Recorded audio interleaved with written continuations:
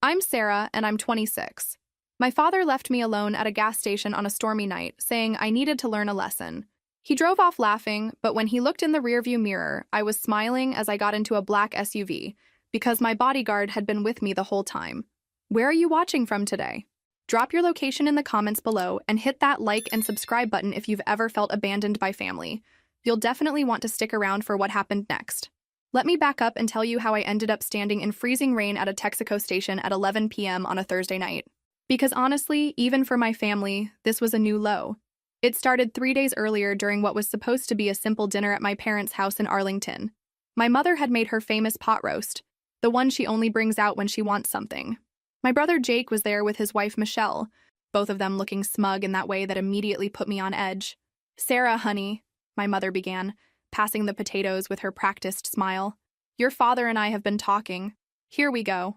In my family, talking usually meant plotting how to extract money from my trust fund. You'd think having wealthy grandparents who left me well provided for would be a blessing. Instead, it turned me into a walking ATM for relatives who couldn't manage their own finances. "We know you've been generous with the family," my father continued, cutting his meat with surgical precision. "But Jake and Michelle are looking at a house. And well, their credit situation is complicated." Complicated. That's what we call Jake's gambling problem and Michelle's shopping addiction. They'd already burned through 2 inheritance checks and a loan from my mother's sister. "How much?" I asked, because there was no point in pretending this was a social dinner. "50,000, Jake said quickly, like ripping off a Band-Aid. "Just until the market turns around. I've got some investments that are about to pay off." The same investments he'd been talking about for 3 years. The same sure-thing deals that had already cost him his first marriage and nearly his job. "That's a lot of money, Jake." "It's not like you can't afford it," Michelle chimed in, her voice taking on that whiny edge I'd learned to hate. "You inherited more than all of us combined." True. But I'd also learned the hard way that family loans were really family gifts wrapped in guilt and false promises. The last time I helped Jake, he promised to pay me back within 6 months. That was 18 months ago. "I need to think about it," I said, which was code for absolutely not, but I was hoping to avoid a scene.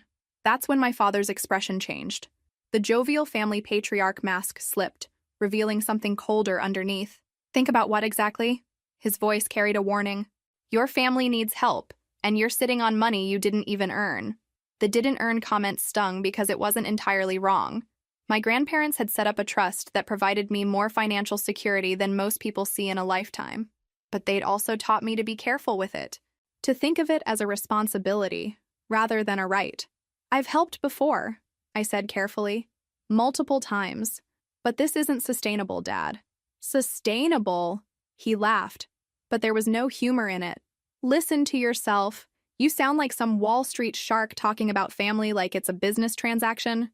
The dinner devolved from there. Michelle started crying about how they might lose the house.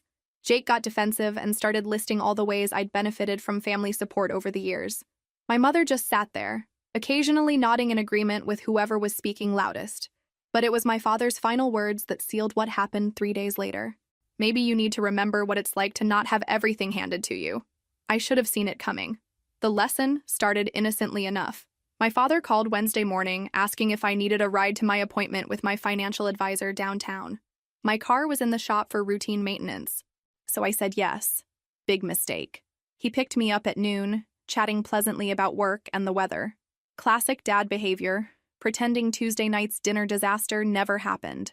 We were halfway across town when he suddenly pulled into that gas station. "I need to grab something," he said, leaving the engine running. "Stay here." He came back 5 minutes later with coffee and a strange expression. "Actually, Sarah, I think it's time you understood something about the real world." That's when he told me to get out. "This is ridiculous, Dad. My appointment is in 20 minutes. Cancel it." His voice was flat, emotionless. "Walk home, figure it out. Maybe spending a few hours without your trust fund safety net will give you some perspective on helping family." I stared at him through the passenger window, rain starting to spatter the glass. "You're seriously going to abandon your daughter at a gas station?" "I'm giving you a reality check," he said, already putting the car in reverse. "Call me when you're ready to be part of this family again." And then he drove off. I stood there for a moment, more shocked than angry. Cars splashed through puddles around me as the rain intensified. The temperature was dropping fast, and I was wearing a thin blazer and heels. Not exactly hiking gear. But here's what dear old dad didn't know.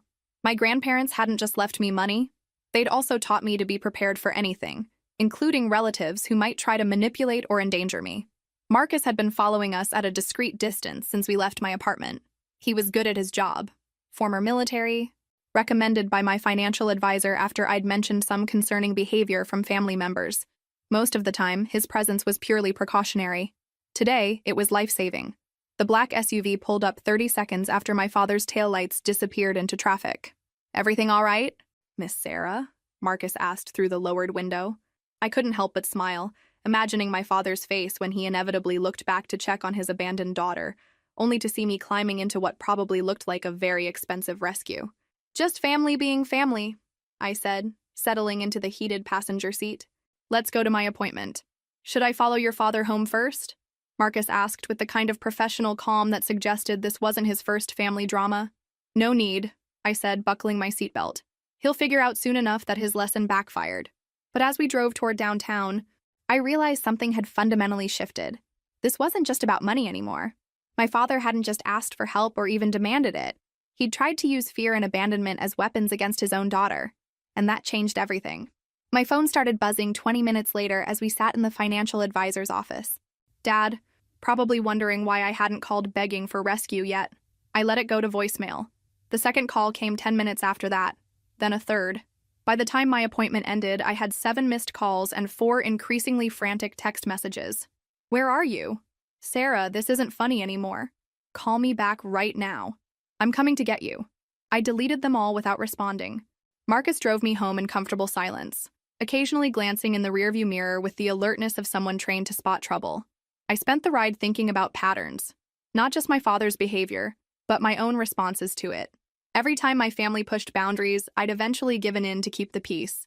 Every loan, every bailout, every time I'd swallowed my frustration to avoid confrontation. I'd been enabling them while telling myself I was helping. But leaving your daughter alone in a storm crosses a line you can't uncross. "Miss Sarah," Marcus said as we pulled into my apartment complex, "should I be concerned about escalation from your family?" Smart question. In his line of work, family members were often the biggest threat to a client's safety. Honestly, I don't know anymore. It felt strange admitting that about people who were supposed to love and protect me. My phone rang again as I unlocked my apartment door. This time it was my mother. "Sarah Elizabeth, where are you?" "Your father is beside himself." "I'm home, Mom. Safe and sound." "Thank goodness. He said you were stranded at that gas station. How did you get home?" "Interesting. So he had been checking on me after all." "I figured it out," I said simply. A pause. "Well, get in your car and drive over here right now. Your father wants to talk to you. My car's still in the shop, remember? That's why I needed a ride in the first place. Then take an Uber." "Sarah, he's very upset about how you left things." The audacity was breathtaking. He was upset about how I left things? "Mom, he abandoned me at a gas station in a thunderstorm because I wouldn't immediately agree to give Jake $50,000. I think his feelings can wait. Don't be so dramatic. It was just meant to teach you—" "Teach me what? That my family will use fear and abandonment to manipulate me when I don't comply fast enough?" I could hear her intake of breath. In our family, speaking this directly about dysfunction was like breaking a sacred rule. "Sarah, that's not— Your father loves you. We all do. But sometimes love means tough lessons. Tough lessons don't involve leaving people stranded in dangerous situations, Mom." Another pause, longer this time. "I think everyone just needs to cool down," she said finally. "Why don't you come for dinner Sunday and we'll all discuss this like adults?" Like adults. Right. Because abandoning your daughter for not funding your son's gambling habit was peak adult behavior. "I'll think about it," I said, knowing I wouldn't be going anywhere near their house until some serious conversations happened. After hanging up, I sat in my kitchen with a cup of tea, watching rain streak down the windows. My phone continued buzzing with messages from Jake and Michelle, each one more demanding than the last. "Have you even talked to Dad about what happened? He's really worried about you. Mom says you're being stubborn about the house thing. This is exactly why Dad wanted to teach you a lesson. You're being selfish." "Sarah, family is supposed to help family." That last one from Michelle made me laugh out loud. Family helps family? Where was the family helping when I was standing in a storm at a gas station? I turned off my phone and ran a hot bath. Tomorrow I'd figure out how to handle this mess. Tonight I just wanted to appreciate the luxury of being warm, safe, and free from people who thought abandonment was an acceptable teaching tool. But as I sank into the water, one thought kept circling back. If my father was willing to go this far, over $50,000, what would he do when he found out about the real money? Have you ever experienced family members who mistake your kindness for weakness? The next morning brought clarity along with coffee. I'd spent 26 years managing relationships with people who saw my inheritance as their personal emergency fund. Last night had simply made the dynamic impossible to ignore. I called my financial advisor first. "David, it's Sarah. I need to discuss some security measures for my accounts." "Of course." "Is this related to the incident yesterday?" David knew about the family pressure, because he'd seen it before with other clients. Sudden wealth, even inherited wealth, had a way of bringing out the worst in relatives. "I think it's time to be more proactive about protecting my assets." We spent an hour discussing legal safeguards, trust restructuring, and what he diplomatically called boundary enforcement strategies. By the time I hung up, I had a plan that would make it significantly harder for anyone to pressure, manipulate, or intimidate me into financial decisions. My second call was to Marcus. "I want to retain your services on a more permanent basis," I told him. Yesterday made it clear that my family situation might require ongoing security considerations. "Understood. Should I prepare a comprehensive threat assessment?" The fact that we were discussing my parents and siblings in terms of threat assessment should have been heartbreaking. Instead, it felt like taking control of my life for the first time. "Yes. And Marcus? I want to know everything. Financial records, legal issues, business dealings. If they're going to treat me like an ATM, I want to understand exactly what I'm funding. I'll have a preliminary report by Monday." The afternoon brought a surprise visitor. Jake showed up at my apartment building, which should have been impossible since the building required key card access and visitor approval. But Jake had always been charming when he needed something. I watched from my window as he paced in the lobby, checking his phone and trying to look pitiful. After 10 minutes, I buzzed him up. Might as well get this confrontation over with. "Sarah, thank God," he said when I opened the door. "I was worried sick when Dad told us what happened." "Were you worried sick when he left me stranded? Or only when you realized it might affect your loan request?" Jake had the decency to look uncomfortable. "Look, I know Dad handled things badly, but you have to understand the pressure he's under. Mom's been on him about Michelle and the house situation, and you know how he gets when he feels cornered. So I'm supposed to be understanding about being abandoned in a storm because Dad felt cornered?" "It wasn't supposed to rain that hard," Jake said weakly. I stared at my brother, wondering when he'd become someone I barely recognized. The Jake I grew up with was irresponsible and self-centered, but he wasn't cruel. This version, standing in my living room making excuses for endangering me over money, felt like a stranger. "Jake, sit down, we need to talk." He perked up, probably thinking I was about to cave like I usually did. "I'm not giving you $50,000, I said without preamble. "I'm not giving you $5,000. I'm not giving you $500. The family bank is closed." His face went through several expressions. Shock, anger, calculation. "Sarah, be reasonable. It's not like you need the money.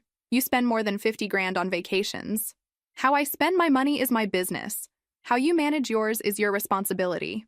We're family," he said, desperation creeping into his voice. "Family doesn't abandon each other at gas stations during storms. Jake, family doesn't manipulate and threaten when they don't get what they want." I watched him process this, seeing the moment he realized his usual tactics wouldn't work.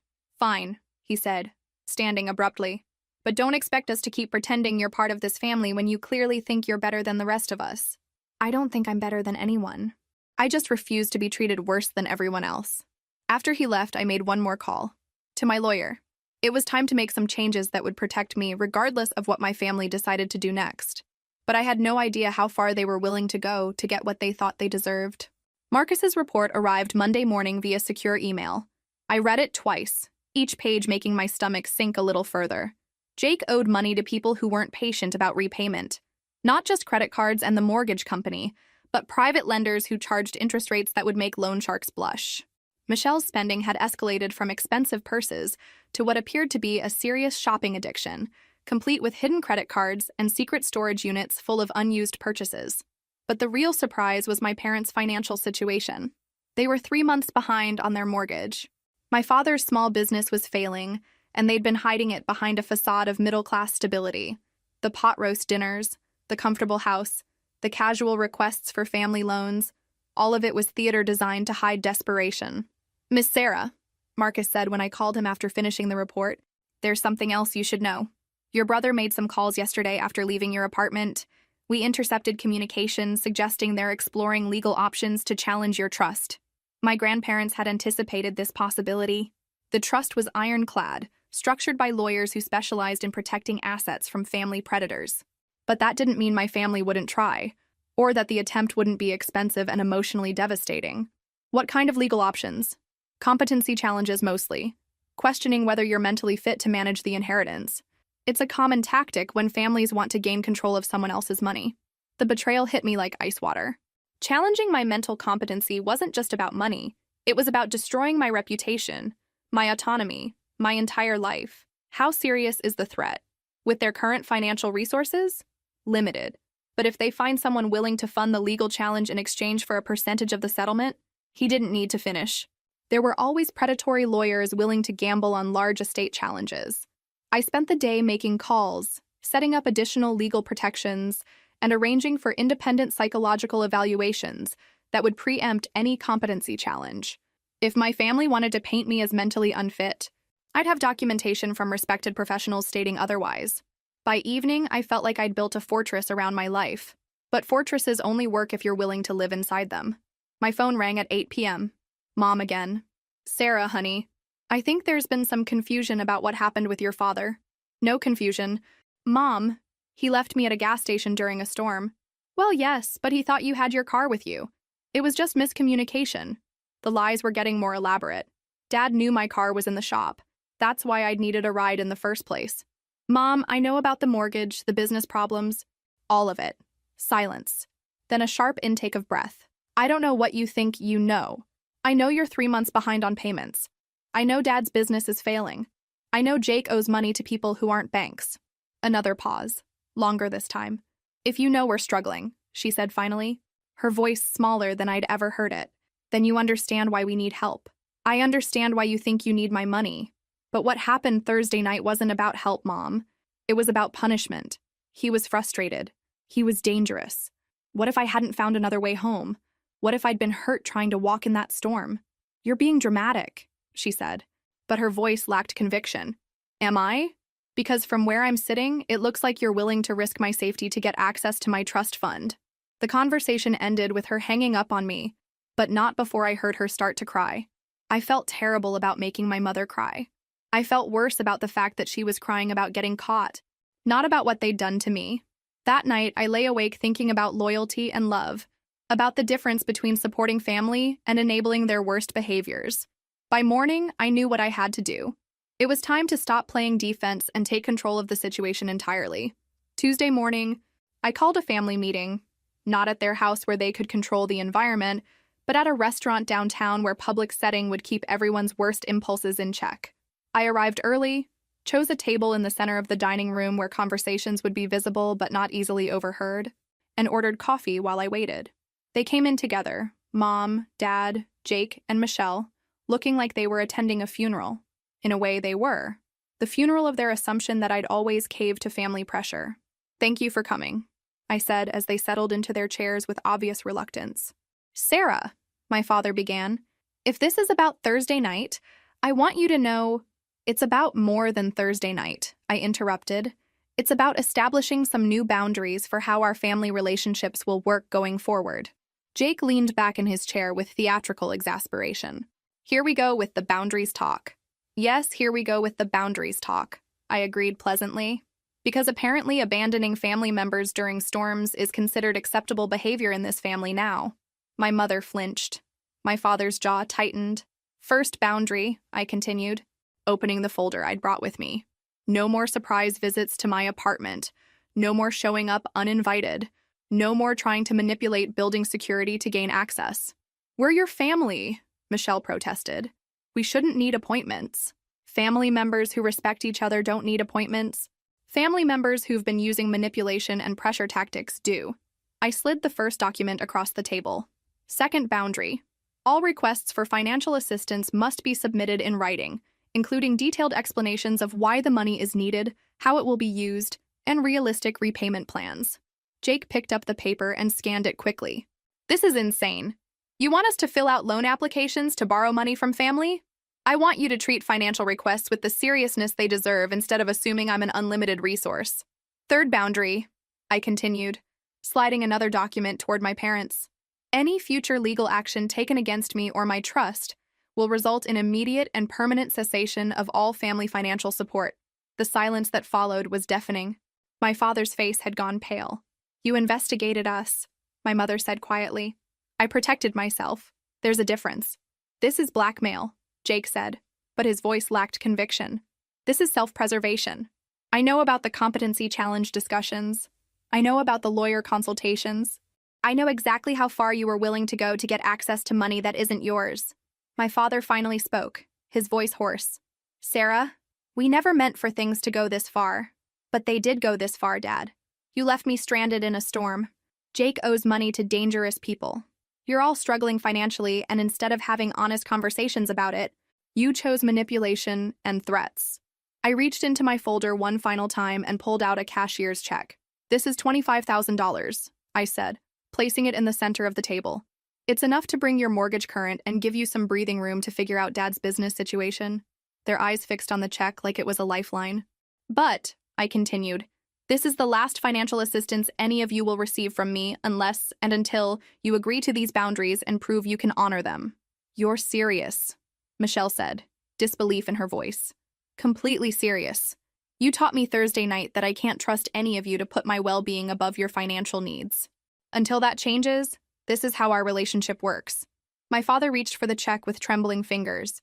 Sarah, don't apologize, Dad. Just decide whether you want a daughter or an ATM, because you can't have both. I stood up, leaving the documents and the check on the table. Take your time thinking it over. I'll be here when you're ready to have a real family relationship again. As I walked away, I heard Michelle whisper urgently, we have to take the money. We don't have a choice. But I knew that until they understood they'd always had a choice, the choice to treat me with respect, nothing would really change. What I didn't know was that $25,000 was about to become the least of our problems. The call came at 3 a.m. on Friday morning, Marcus sounding more alert than anyone should at that hour. Miss Sarah, we have a situation. Your family's house is on fire. I sat up in bed, instantly awake. What? Are they okay? Everyone's safe. They're at the hospital being treated for smoke inhalation, but no serious injuries. The fire department suspects arson. Arson. My blood went cold as the implications hit me. Jake's gambling debts. The dangerous people Marcus had mentioned in his report. The money I'd given them that was supposed to solve their problems. $25,000 hadn't been enough. I threw on clothes and met Marcus in the lobby 15 minutes later. The drive to my parents' neighborhood felt surreal, like moving through a nightmare where everything familiar had been twisted into something threatening. The house I'd grown up in was a blackened shell. Fire trucks were still on scene, their red and blue lights painting everything in emergency colors. Yellow tape cordoned off what used to be my childhood home. I found my family huddled together in the back of an ambulance, looking smaller and more fragile than I'd ever seen them. My mother was crying silently while my father stared at the ruins with hollow eyes. Jake sat apart from the others, guilt written across his face like a confession. Sarah! My mother reached for me as I approached. Thank God you're here. For a moment, all the boundaries and ultimatums from 3 days earlier felt petty and meaningless. These were my parents, and they'd just lost everything. Are you all hurt? I asked, accepting my mother's embrace despite everything that had happened between us. Just some smoke inhalation, my father said hoarsely. We got out in time. How did it start? The silence that followed told me everything I needed to know. Jake wouldn't meet my eyes. Michelle was crying harder than seemed warranted for someone who'd escaped a fire uninjured. Jake, I said quietly, what did you do? It wasn't supposed to happen like this, he whispered, finally looking at me. I just needed more time to pay them back. They said they just wanted to scare me. The $25,000 hadn't gone to save their house or help their business. Jake had used it to make a partial payment to people who set houses on fire when they didn't get satisfied quickly enough. Who are they, Jake? My father answered instead, his voice flat with defeat. People your brother borrowed money from to cover his gambling debts, people who don't accept partial payments as final settlements. How much do you owe them? Jake's voice was barely audible. $80,000. $80,000. The 25 I'd given them had only made the dangerous people angrier because it proved Jake had access to money, but was still holding out on them. And they burned down Mom and Dad's house to send a message? They said next time it won't be empty, Michelle sobbed. They said next time people will be inside. I stood there in the pre-dawn darkness, watching my childhood home smolder, finally understanding the true cost of my family's dysfunction. This wasn't about helping relatives through temporary financial difficulties. This was about being dragged into a situation that could get people killed. "Where are you going to stay tonight?" I asked my parents. "We don't know," my mother said. "The Red Cross offered a hotel voucher, but it's only for 3 days." I thought about my apartment, about the security systems and safe building where Marcus could monitor who came and went. I thought about the people who had just proven they were willing to commit arson to collect debts. "You can't stay with me," I said quietly. "I'm sorry, but you can't. It's not safe for any of us." My mother's face crumpled with fresh tears. "Sarah, please, we have nowhere else to go." "You'll have somewhere to go," I said, pulling out my phone to call David, my financial advisor. "But first, we're going to solve this problem permanently." "What do you mean?" Jake asked. "I mean, I'm going to pay off your debt. All of it. But not the way you think." As I walked away to make my calls, I heard my father ask Jake, "What does she mean, not the way we think?" By the time the sun came up, I had a plan that would save my family's lives and teach them a lesson they'd never forget. What do you think will happen next? By 10 a.m., I was sitting across from Vincent Carlucci in his perfectly legitimate construction company office. He was exactly what you'd expect from someone whose side business involved enforcing gambling debts. Thick-necked, expensive suit, hands that had clearly seen more than desk work. Marcus sat beside me, alert but relaxed. Having a professional bodyguard tends to encourage civilized behavior, even among people who burn houses down for a living. "Miss Patterson," Carlucci said with surprising politeness, "I understand you want to discuss your brother's debt. I want to pay it off. In full. Today." His eyebrows rose slightly. "That's refreshing. Most families try to negotiate. I'm not most families, but I have conditions." "I'm listening." I slid a cashier's check across his desk for $80,000. His eyes widened slightly at the amount. "This pays Jake's debt completely. No interest, no penalties, no future obligations." "Agreed." "Second condition. You and your organization will have no further contact with any member of my family. No phone calls, no visits, no messages through intermediaries." He nodded slowly. "Third condition, and this is the important one. My brother doesn't know I'm paying this debt." Carlucci leaned back in his chair, clearly intrigued. "Explain." "As far as Jake knows, he still owes you $80,000. He still thinks you might burn down another building or hurt someone he cares about. He still lives with the consequences of his choices." A slow smile spread across Carlucci's face. "You want him to suffer without actually suffering. I want him to learn what accountability feels like. Real accountability, not just empty promises to pay money back someday. What if he tries to borrow more money elsewhere to pay me? Then he'll discover that every legitimate and illegitimate lender in the city has been informed about his existing debt to you. No one will touch him." Marcus had helped me arrange this through his network of contacts. Jake would find himself completely cut off from credit, unable to borrow so much as gas money without family approval. And if he confesses to family about the debt, then he'll discover his family doesn't have $80,000 lying around anymore. I smiled. I transferred most of my liquid assets into accounts he can't access and investments he can't liquidate. Carlucci was quiet for a long moment, studying me with something like professional admiration. "You're willing to pay $80,000 to teach your brother a lesson?" "I'm willing to pay $80,000 to save my family's lives and possibly prevent Jake from gambling himself into an early grave." "And what about your parents? They lost their house because of his debt. They'll get a new house eventually, when Jake proves he can stay away from gambling and they prove they can stop enabling him." I stood up, smoothing my skirt with hands that were steadier than I'd expected. "Do we have a deal, Mr. Carlucci?" He picked up the check, examined it briefly, then slipped it into his jacket pocket. "We have a deal. Your brother's debt is paid, but as far as he knows, he still owes me 80 grand and I'm getting impatient." "How impatient?" "Let's say he'll be very motivated to find alternative solutions to his problems." As Marcus and I left the construction office, I felt strangely calm. For the first time in years, I'd made a decision about my family that wasn't driven by guilt or manipulation. "Impressive strategy," Marcus commented as we drove back toward downtown. "Expensive, but impressive. The money isn't the point anymore. It's about whether they can learn to make better choices when they think their lives depend on it." My phone started ringing before we reached the next traffic light. Jake, probably wondering if I'd reconsidered helping with his little debt problem. I let it go to voicemail. By evening, I had 17 missed calls and 43 text messages from various family members, each more desperate than the last. I read through them while having dinner at my kitchen counter. Marcus reviewing security footage from the building's cameras on his laptop beside me. Sarah, please call back. These people aren't patient. Dad's talking about selling the business for whatever he can get. You're the only one who can help. I know you're angry, but people's lives are at stake now. Just this once. Sarah, I swear I'll never gamble again. That last message from Jake made me laugh out loud.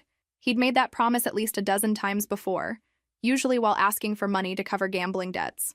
Something amusing? Marcus asked without looking up from his laptop. My brother promising he'll never gamble again. How many times has he made that promise? Lost count after the first year? Marcus finally looked up from his screen. And you believe this time might be different? I thought about Jake sitting in that ambulance, watching his choices burn down his parents' house. About the fear in his eyes when he realized the people he owed weren't just going to accept partial payments and empty promises. I believe terror is an excellent motivator for behavioral change. And if it isn't? I finished my wine and set the glass down with deliberate precision. Then he'll discover that some lessons are more expensive than others. The intervention happened Saturday morning at my hotel suite downtown. I'd moved out of my apartment temporarily after Marcus suggested that my family's current situation might attract unwanted attention from law enforcement investigating the arson. My parents arrived first, looking like refugees from their own lives. 3 days of hotel living had stripped away their usual middle-class polish, leaving them raw and desperate. Jake and Michelle came in separately, tension crackling between them like static electricity. Apparently, Michelle had some opinions about Jake's gambling that she hadn't shared before their house burned down. Thank you all for coming, I said, settling into the chair I'd positioned to face the couch where they sat huddled together like survivors of a shipwreck. Sarah, my father began, we need to discuss... Actually, Dad, I need to discuss some things with all of you, starting with honesty. I pulled out my phone and scrolled to the photos Marcus had taken of their burned house. This is what Jake's gambling problem looks like now, not credit card debt or missed mortgage payments, arson, death threats, people who solve collection problems with gasoline and matches. Jake flinched at the directness of my words. I know you owe Vincent Carlucci $80,000. I know he's given you until Monday to pay or face consequences worse than losing Mom and Dad's house. My mother gasped. Monday? That's tomorrow. I know you've called everyone you can think of, trying to borrow money. I know you've considered asking me for help. Jake's voice was barely a whisper. Sarah, here's what's going to happen, I continued, not letting him finish. You're going to figure this out without my money. The silence that followed was profound. But people could die, Michelle said finally. Yes, they could. That's what happens when you borrow money from criminals and then can't pay it back. My mother started crying again. Sarah, how can you be so cold? I'm not being cold, Mom. I'm being realistic. For years, I've been enabling Jake's gambling by bailing him out every time he gets in trouble. But this situation is beyond money now. This is about consequences.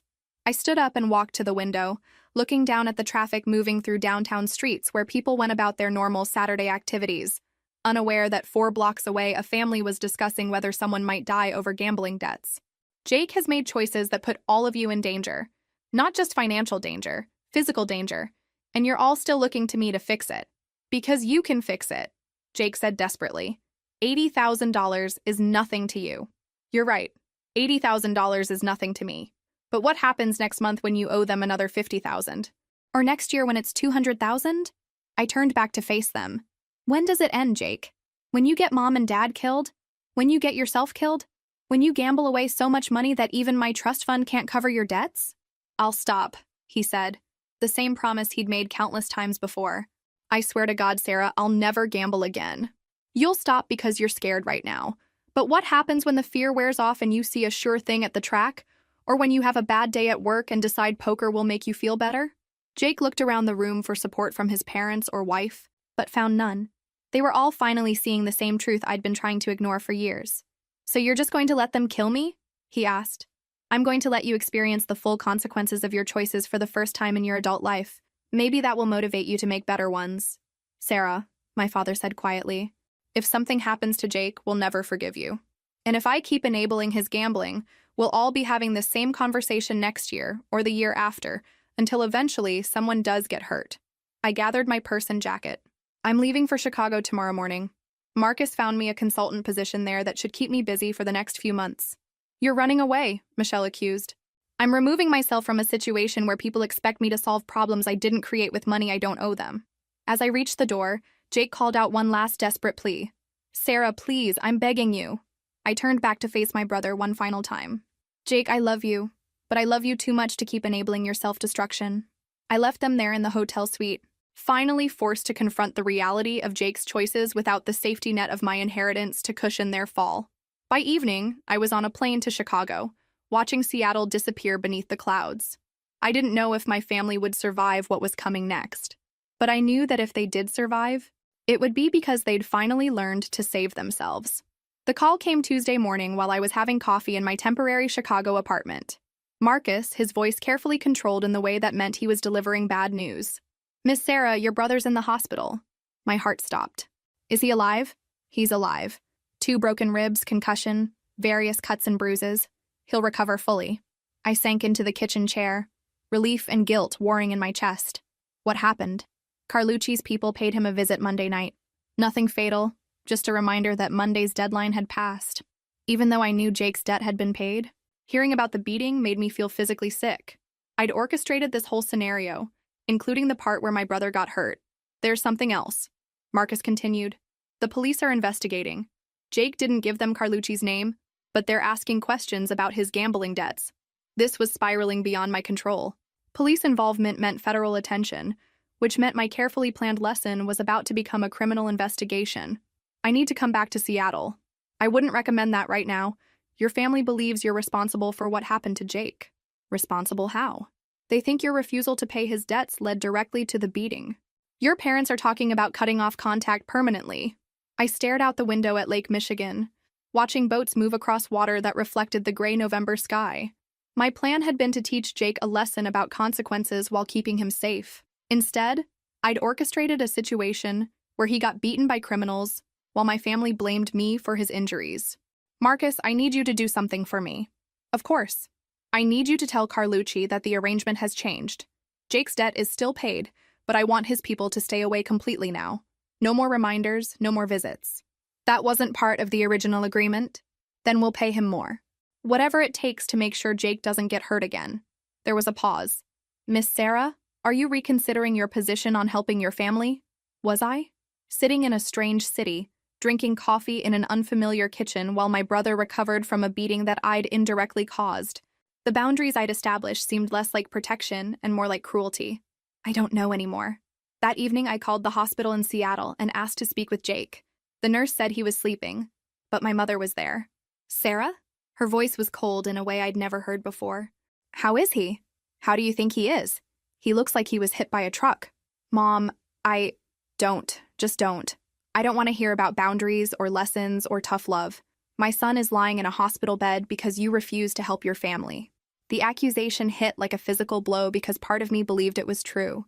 I was trying to help him in a different way. By letting criminals beat him unconscious, I closed my eyes, trying to find words that would explain my reasoning without revealing that I'd actually paid Jake's debt months ago. Mom, Jake's gambling problem was going to lead to this eventually. If not with these people, then with others. At least this way. At least this way what, Sarah? At least this way you get to feel superior while your brother suffers? The line went dead. I sat in the growing darkness of my Chicago apartment, phone still in my hand, finally understanding the difference between consequences and cruelty. Jake had learned his lesson. The fear in his eyes as he lay in that hospital bed would probably keep him away from gambling for years, maybe forever. But the cost of that lesson might be my entire family. At midnight, I called Marcus one final time. I want to come home and I want to tell them the truth about what I did. Are you sure? Once you reveal that you paid Carlucci, there's no going back to the boundaries you established. The boundaries don't matter if my family is destroyed. And if they're angry that you let Jake get beaten when you could have prevented it, I thought about Jake in his hospital bed, about my mother's cold voice, about my father who hadn't even taken my call since the beating. Then I'll deal with that too. But I can't live with myself knowing I caused this and let them blame themselves. Sometimes the hardest lesson isn't learning to set boundaries. Sometimes it's learning when those boundaries have become walls that hurt the people you're trying to protect. I flew back to Seattle on Wednesday morning and went directly to the hospital. Jake was awake, looking like he'd been in a car accident. Both eyes were black, his lip was split. and he moved carefully because of his broken ribs. But he was alive, and for the first time in years, he was completely sober. "Sarah," he said when I walked into his room. His voice was hoarse from the concussion. "I didn't think you'd come. I'm your sister, of course I came." My parents were there too, sitting in chairs by the window with the exhausted look of people who'd been keeping vigil for days. They acknowledged my presence with nods but no warmth. "Jake," I said, pulling up a chair beside his bed, "I need to tell you something important. If this is about the money, it is about the money, but not the way you think." I reached into my purse and pulled out a folded document, the receipt from my cashier's check to Vincent Carlucci. "Your debt was paid 5 days ago. In full, before you got hurt." Jake stared at the receipt, confusion clouding his bruised features. "I don't understand. I paid Vincent Carlucci $80,000 last Friday. Your debt to him was completely settled." My father leaned forward in his chair. "Then why did they beat him up?" "Because I asked them to." The silence that followed was profound and dangerous. I could feel the temperature in the room drop 10 degrees. "You asked them to beat up your own brother?" my mother whispered. "I asked them to continue acting like Jake owed them money, so he would learn what his gambling addiction really costs." Jake struggled to sit up straighter, wincing with the movement. "You set me up? I protected you from the real consequences while making sure you experienced enough fear to motivate change." "You son of a—" Jake started, then stopped himself, probably because swearing with a split lip was painful. My father stood up slowly, his face a mask of controlled fury. "You paid criminals to terrorize your brother?" "I paid criminals to cancel his debt and then pretend they hadn't been paid so Jake would finally understand understand what?" my mother demanded. "That his own sister would rather see him beaten than simply help him?" This wasn't going the way I'd imagined. I'd thought they'd be angry about the deception, but grateful that Jake was safe and his debt was resolved. Instead, they looked at me like I was a stranger. "You let me think I was going to die," Jake said quietly. "For 5 days, I thought those people were going to kill me. Do you have any idea what that feels like? Do you have any idea what it feels like to watch someone you love destroy themselves and everyone around them with their addiction?" "So you decided to play God?" my father asked. "You decided that psychological torture was an appropriate response to Jake's problems?" "I decided that enablement wasn't working and maybe fear would be more effective than money." Michelle, who'd been silent until now, finally spoke. "You're sick, Sarah. What kind of person does something like this to their own family?" I looked around the room at 4 people who'd been the center of my world for 26 years, seeing in their faces that something fundamental had broken that might never heal. The kind of person who watches her brother gamble away every opportunity, every relationship, every dollar he can borrow or steal, and finally decides that protecting him from consequences is actually killing him. By having him beaten up? Jake's voice was getting stronger as his anger built. By making the consequences real enough to motivate change without being permanent enough to destroy your life. I stood up, knowing that staying longer would only make things worse. "Jake, your debt is paid. You're safe. The gambling stops now because you've seen where it leads, but you're alive to make better choices. Get out," my mother said quietly. "Mom, get out of this room, Sarah. Get out of this hospital. Get out of our lives." I looked at Jake one last time, seeing in his battered face not gratitude for being saved, but hatred for being manipulated. "I'm sorry you got hurt," I said, "but I'm not sorry that you're safe." As I walked toward the door, Jake called after me. "You want to know the really sick part, Sarah? I actually was ready to quit gambling. Watching Mom and Dad's house burn down, seeing what my choices cost other people, that was enough. You didn't need to have me beaten up to teach me a lesson I'd already learned." I stopped with my hand on the door handle. "But now," Jake continued, "now every time I think about quitting, I'll remember my own sister paying people to hurt me, and I'll wonder if staying away from gambling is what I want, or just what you manipulated me into doing." I left the hospital knowing that my family was safe, Jake's debt was paid, and his gambling would probably stop. I also left knowing that the price of those victories was losing everyone I'd tried to save. 6 months later, I was living permanently in Chicago, working for a consulting firm that specialized in family wealth management. Ironic, considering how spectacularly I'd managed my own family wealth situation. Marcus had found me an apartment in Lincoln Park with lake views and professional security. My life was quiet, orderly, and lonely in ways I'd never experienced before. The text message came on a Tuesday evening while I was making dinner for one in my sterile, modern kitchen. "Sarah, this is Jake. Mom's in the hospital. Heart attack. Thought you should know."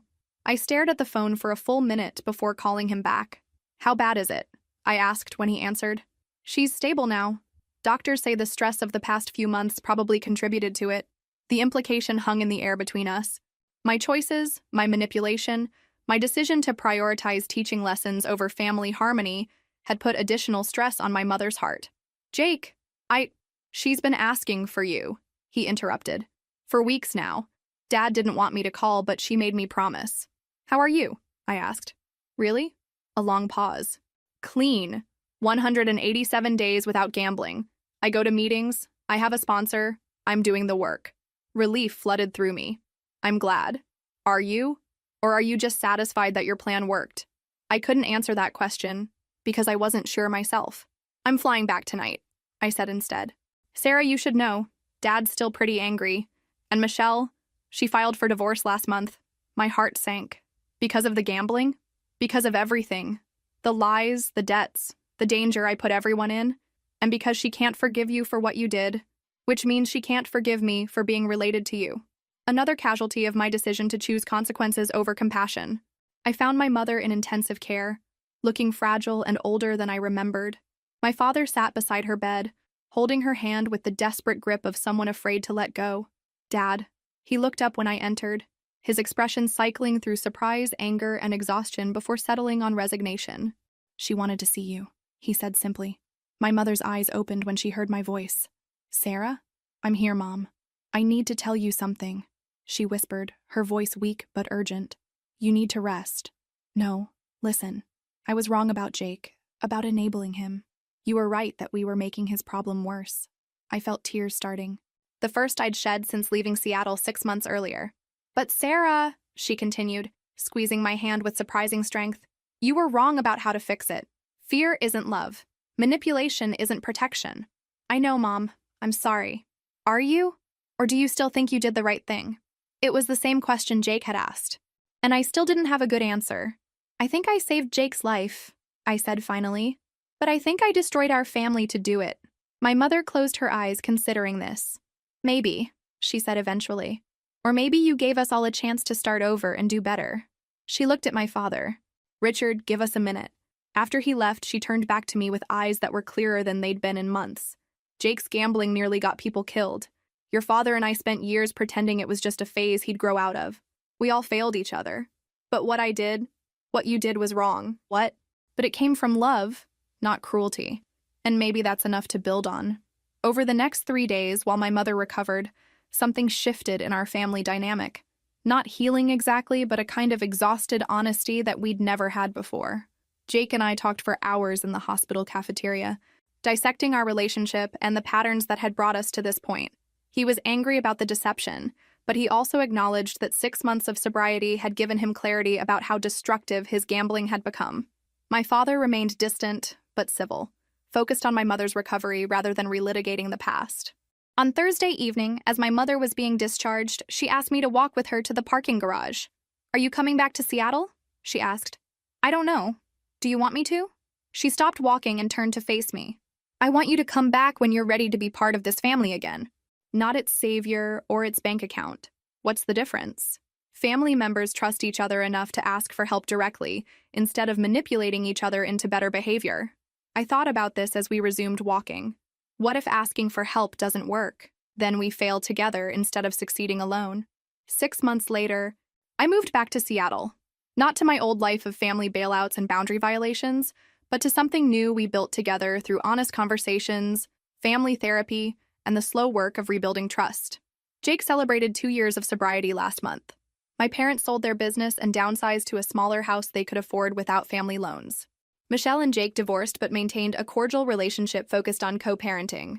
We're not the same family we were before the gas station incident, the fire, or the hospital confrontation. We're better.